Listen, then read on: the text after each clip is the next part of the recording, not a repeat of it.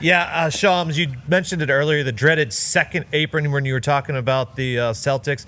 Well, yesterday, Vice Chairman of the Nuggets, Josh Kroenke, made some news when he said this. I think that for us as an organization, going into that second apron is not necessarily something that we're scared of. I think that there are rules around it that we needed to be very careful of with our injury history. The wrong person gets injured, and very quickly you're into a scenario where that I never want to have to contemplate, and that's trade number 15. We're very conscious of that pushing forward, and providing the resources that we can when the moment arrives. But that second apron, is it a hard cap? I'm not 100% sure, but it's something that teams are obviously very aware of. Going forward. Shams, what the hell does that mean? Everyone's talking about the second apron and teams having to cut players because of that. Is there actually, did he say that just because, or is it actually a chance that Jokic can hit the market someday? The way I looked at that is it was an analogy. I know personally Josh Kroenke would never consider or want to trade Nikola Jokic. When the Luka Doncic trade happened, Nikola Jokic is one of those types of players that you never would expect to just be willingly traded.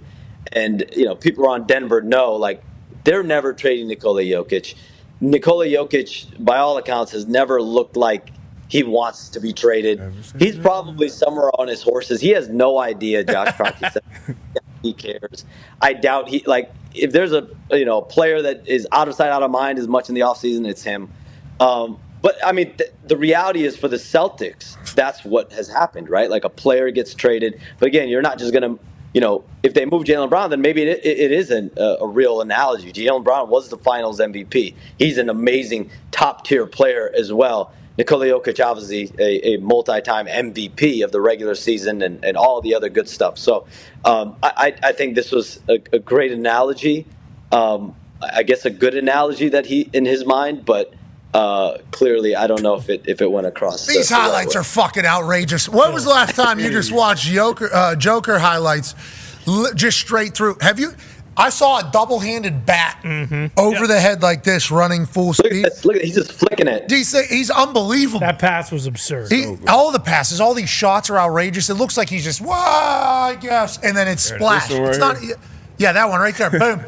Yeah, yep, somebody will be there, certainly. Let me go ahead and poster somebody. But they've had injuries, though. The thing that I don't know, Jamal Murray tore his ACL, but again, it was before this new CBA kicked in. But they've had injuries. They've gotten through it in Denver. So injuries are a part of the game. I don't know if I'm moving Nikola Jokic for an injury, though. No, I don't think he is either. Do you think he was saying that because he wanted to point something out, like how ridiculous a new rule is or something? Why do you think he would? I think it's a great analogy to look at if you're the Celtics, right? The fact that it's even in conversation about moving Jaylen Brown and Derek White, those are two really great players. Those are two cornerstones for you to win a championship. When Jason Tatum is back healthy, you hope you have a chance to get back there. You need those types of guys. But the financial reality is that if you're a second apron, first apron team, what does this mean? What does this mean? These aprons have been tossed around. So he was clearly saying that was a protest statement, I think, in my eyes.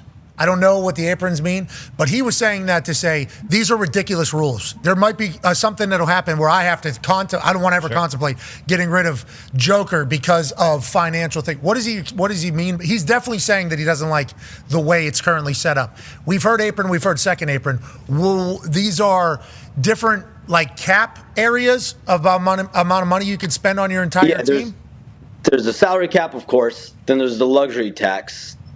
So teams have historically been paying the luxury tax. And then it's kind of like setting something of, when I talk teams, they just consider it to be something of a hard cap, right? And that starts with the first apron, and that comes with more punitive taxes. And then the second apron is really where you just, it's been described to me as everything just freezes up.